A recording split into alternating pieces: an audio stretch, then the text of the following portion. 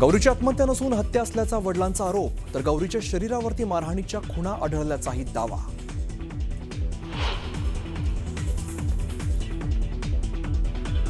राज्यातील स्थानिक स्वराज्य संस्था निवडणुकीसंदर्भातील सुनावणी लांबणीवर. आता येत्या शुक्रवारी दुपारी 12 वाजता होणार सुनावणीकडे संपूर्ण देशाचं लक्ष.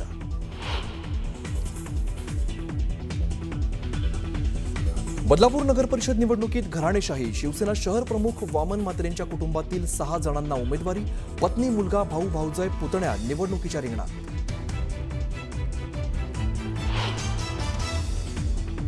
मुख्यमंत्र्यांसमोरच नवनीत राणाही म्हणतात, मी पुन्हा येईन. तर नवनीत राणा आता माजी खासदार राहणार नाहीत, फडणवीसांनी दिलं आश्वासन.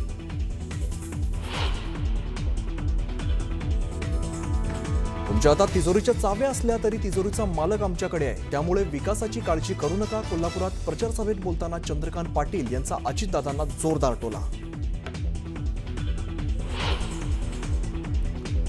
पुन्हा एकदा रावत आपल्या मैदानात येस, आणि नुसतेच नाही, तलवार घेऊन दिसते. उद्धव ठाकरेंनी घेतली खासदार संजय राऊतांची भेट. राऊतांच्या भांडूपमधील निवासस्थानी जाऊन प्रकृतीची केली विचारपूस.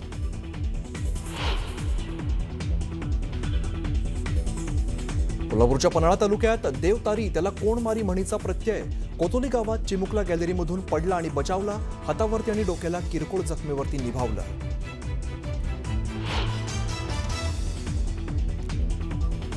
अयोध्येतील प्रभू श्रीराम मंदिर ध्वजारोहण सोहळा संपन्न. पंतप्रधान नरेंद्र मोदींच्या हस्ते ध्वजारोहण. सरसंघचालक मोहन भागवतांचीही सोहळ्याला विशेष उपस्थिती.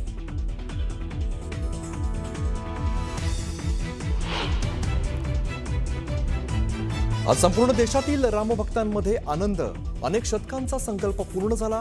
जगात कर्म आणि कर्तव्याचं प्रतीक म्हणजे धर्मध्वज. धर्मध्वज सोहळ्याच्या वेळेला पंतप्रधान मोदी यांचं भाष्य.